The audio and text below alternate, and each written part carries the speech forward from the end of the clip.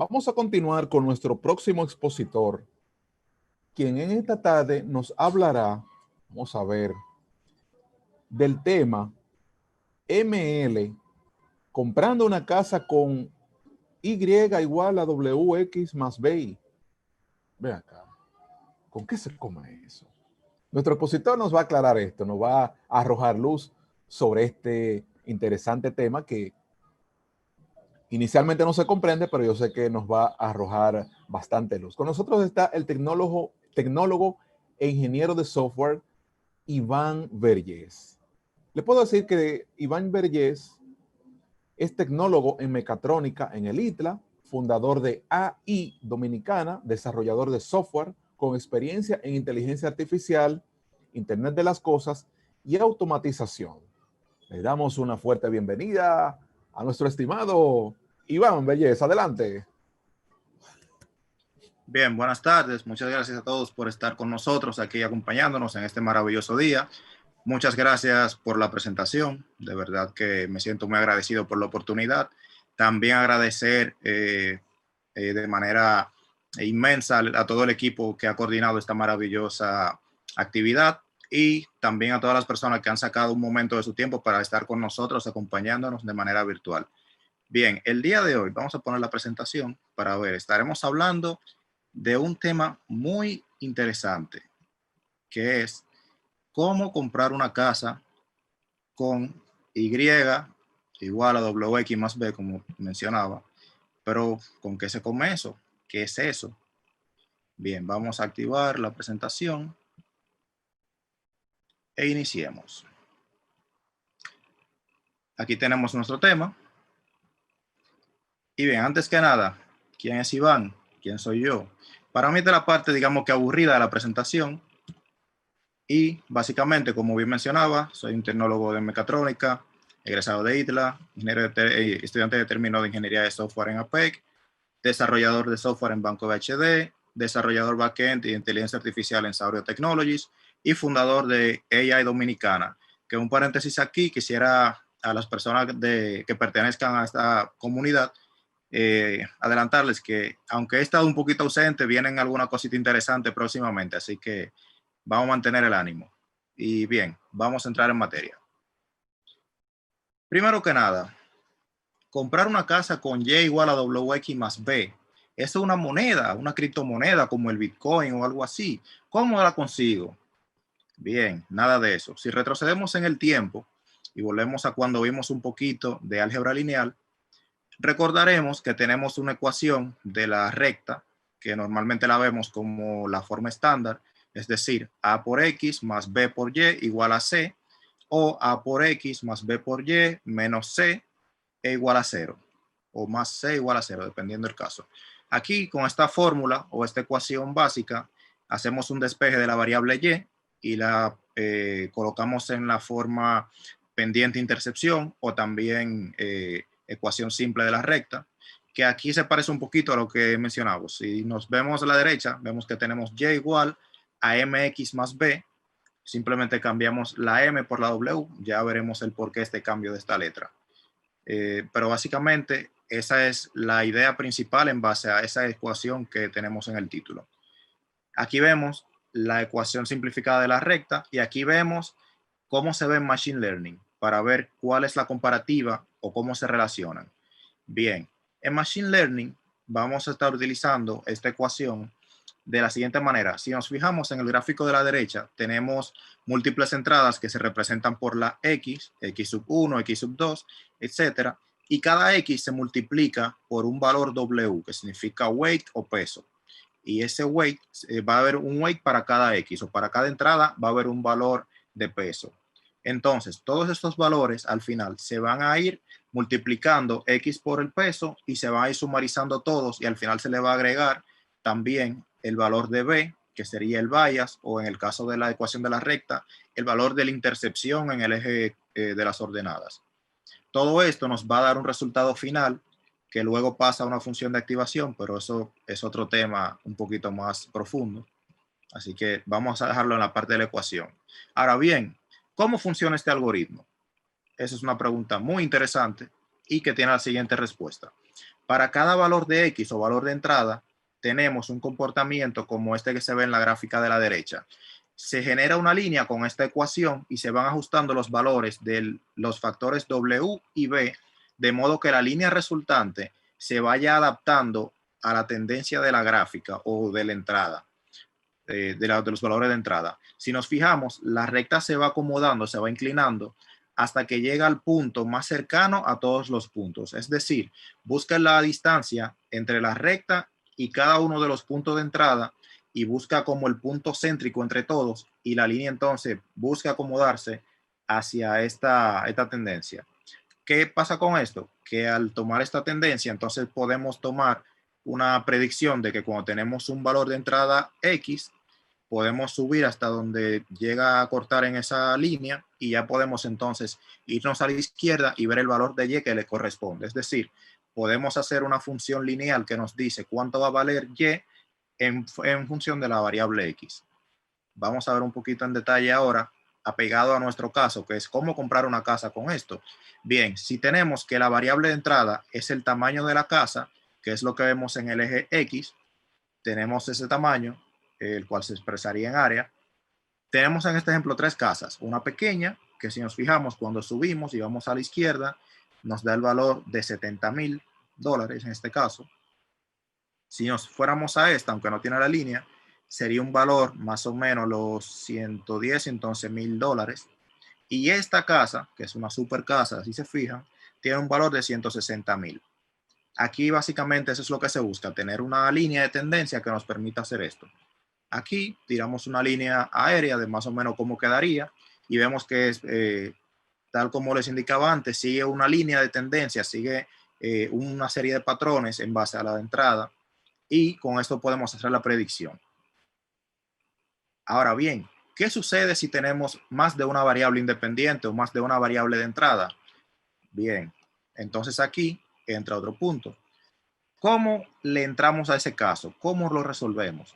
Fácil y sencillo. Para eso existen lo que se llama hiperplanos, que es un conjunto de líneas que siguen una tendencia y que digamos que si uno la ve de una manera unificada forman un plano en un ambiente tridimensional o multidimensional dependiendo del caso. Para este ejemplo que tenemos en pantalla, estaríamos prediciendo el salario de un empleado en función de su nivel de educación, que sería esta línea de acá, y en la antigüedad que tenga en su trabajo o antigüedad laboral. Si nos fijamos en el gráfico, tenemos básicamente 4 puntos, A, B, C y D. Los empleados que estén cerca del punto A son empleados que son nuevos en la empresa y tienen un bajo nivel de educación. Los empleados que se encuentran cerca del punto B son empleados que tienen un bajo nivel de educación, pero tienen una antigüedad laboral elevada, o sea, tienen mucho tiempo en la empresa. Los que se encuentran en el grupo C tienen tanto un nivel de educación elevado como también, bueno, tienen poco tiempo en el trabajo, pero tienen un alto nivel de educación. Y los del grupo D tienen tanto un alto nivel de educación como un alto tiempo en la empresa. Y si nos vemos el gráfico en el plano, vemos que cuando un empleado tiene un alto nivel de educación y tiene poco tiempo en la empresa, gana menos que un empleado que a lo mejor tenga menos educación, pero un poco menos de educación, pero tenga mucho más tiempo en la empresa. Básicamente, los empleados que más estarían recibiendo mayores beneficios o mayor ingreso serían los que tengan la mayor relación de educación y antigüedad laboral. Esto es un ejemplo básico. En el mundo real, cuando estamos trabajando en proyectos complejos, tenemos múltiples variables de entrada, más de 5, 10, 100, dependiendo los datos que tengamos. Y básicamente con esto podemos hacer predicciones más complejas. También podemos predecir más de un valor a la vez, es decir, no solamente el salario, sino también pudiéramos predecir las bonificaciones que le correspondan, por ejemplo, y así podríamos tener una predicción de múltiples valores con múltiples entradas. Ahora bien, ¿qué pasa si en mi dataset yo tengo valores no numéricos? Como vimos en la fórmula, es una fórmula matemática, valga la redundancia, y por ende no se pueden hacer cálculos aritméticos en valores que no sean números. Es decir, yo no puedo multiplicar manzana por China porque son valores textuales, no numéricos, no tienen una relación matemática. Entonces, ¿cómo resolvemos este tipo de escenarios? Bien, aquí recurrimos a un tipo de conversiones o transformaciones de los datos que nos ayudan bastante. Digamos que tenemos esta columna de colores en nuestro dataset. Tiene valores como rojo, azul, verde, blanco, etcétera. Como les mencionaba, no podemos hacerle operaciones aritméticas. Entonces, ¿qué hacemos? Bien, la solución más fácil y que muchas personas suelen tomar, aunque a veces les causa más dolor de cabeza que lo que les resuelve, es utilizar lo que conocemos como label encoding o codificación de etiquetas. Básicamente, esto consiste en tomar cada uno de estos valores y asignarle un número que representa el ID de esa categoría. Por ejemplo, en este caso decimos que el rojo va a ser igual a 1, que el azul va a ser igual a 2 y así sucesivamente. ¿Qué pasa con esto? Ya si tenemos un valor numérico que podemos darle de entrada a la ecuación y podemos calcular con este.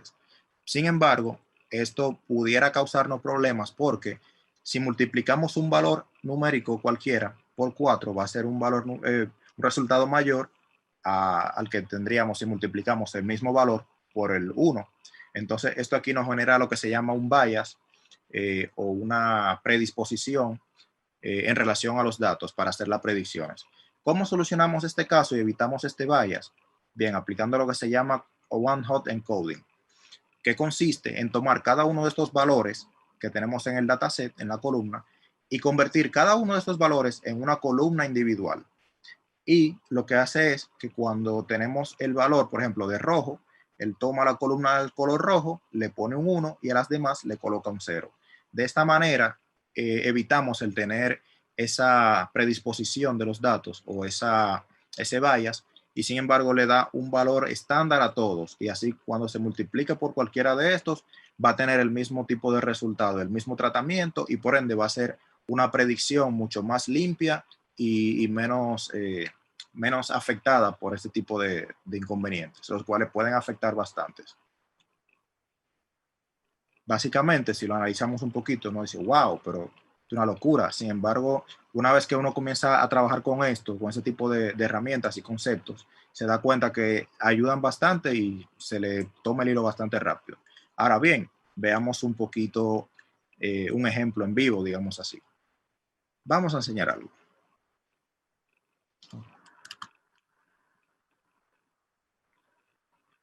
Aquí yo tengo un pequeño ejemplo de cómo predecir los precios de casa en base a un dataset que tenemos de esta manera. Este dataset se consigue en internet. Básicamente yo lo obtuve en una de las competencias que se activan en Kaggle. Kaggle es una plataforma orientada a que los científicos de datos puedan poner en práctica su conocimiento, y también los entusiastas de esta área, no simplemente profesionales. Cualquier interesado puede ingresar, ver las normativas o las reglas de cada concurso, le suministran el dataset e incluso le dan una idea de cómo puede abordar el problema, y cada quien implementa su solución y puede ganar premios en base a esto. Este dataset yo lo conseguí en una de ellas y contiene información de los precios de venta de casas. El precio de venta sería esa columna. Aquí el tipo de vivienda, aquí el año en que se construyó, el número de la calle, el nombre de la calle, el área, el código de área. Este sería el código de área también ya de forma larga, por decirlo así. Esto sería el tamaño del área per se, o sea, el tamaño de la casa, número de habitaciones, número de baños, número de medio baños, o un concepto de baño completo, medio baño, igual. Se utiliza también habitaciones, medio cuarto, un cuarto, etc. Si tiene habitación en el basement o en el sótano, número de habitaciones o dormitorios, número de dormitorios en el basement, tipo de garaje, cuántos espacios de garaje tiene, cuántos parqueos tiene, etcétera. Básicamente este es el dataset que estaremos utilizando, y tenemos entonces este pequeño programa. Aquí tenemos 5 clases, pero la principal es esta. Aquí tenemos el modelo de datos, que simplemente cómo vamos a mapear todo lo que vimos en el dataset a una estructura ya de datos, básicamente una definición de un modelo de datos. Y aquí tenemos la variable que vamos a predecir. Aquí pudiéramos incluir todo lo que nos interese predecir. En este caso solo queremos el precio, así que solamente dejamos esa. Bien, entonces para el entrenamiento, primero tenemos el concepto de false. False es simplemente como cuántas veces vamos a generar un modelo en base a la data, tomando en cuenta los valores que va a estar generando, va a estar calculando, y también la segmentación que va a tomar del dataset para hacer ese recorrido. Mientras más le damos, mientras más incrementamos este valor, va a generar más modelos, es decir, por cada número de fold, él va a generar un modelo y al final va a evaluar todos los modelos y va a tomar el que tenga el mayor puntaje o la mayor precisión de todos. Básicamente eso. Aquí por defecto yo le pongo que si no me indican, le paso 10 y tengo una validación de que si me dan menos de 2, le indico que tiene que ingresar más de 2 o más, ya que para ese tipo de algoritmos se requiere que genere por lo menos 2 para ver cuál es el más óptimo. Entonces, aquí creamos un context. Esto es con ml.net. Este framework puede hacerlo en Python, con NumPy, puede hacerlo con scikit-learn, puede hacerlo con TensorFlow, con PyTorch, con Theanos, con cualquier framework que le interese de Machine Learning, o incluso lo puede hacer en código puro sin necesidad de utilizar algún framework. En este caso, estamos utilizando el framework ml.net de Microsoft, el cual es gratuito y viene incluso, tiene compatibilidad con .NET Core, que es su framework estrella en la actualidad. Y bien, aquí tenemos entonces el Training Data View. Aquí lo que vamos a hacer es crear un view con el tipo de data que definimos aquí, este modelo. Le damos aquí la ruta donde él va a leer el dataset y el carácter que separa cada valor, que en este caso es un CSV, o sea que son valores separados por coma. Luego tenemos aquí el trainer, que va a ser el objeto que va a hacer el entrenamiento. Le indicamos que va a ser de tipo regresión y que va a ser un trainer tipo Stochastic Dual Coordinate Ascent.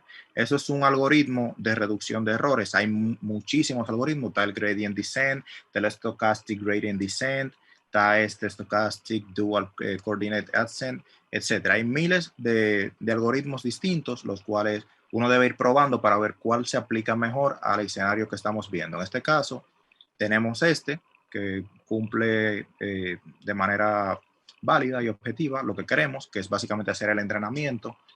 Y básicamente eso. Aquí tenemos entonces un pipeline para transformar los datos.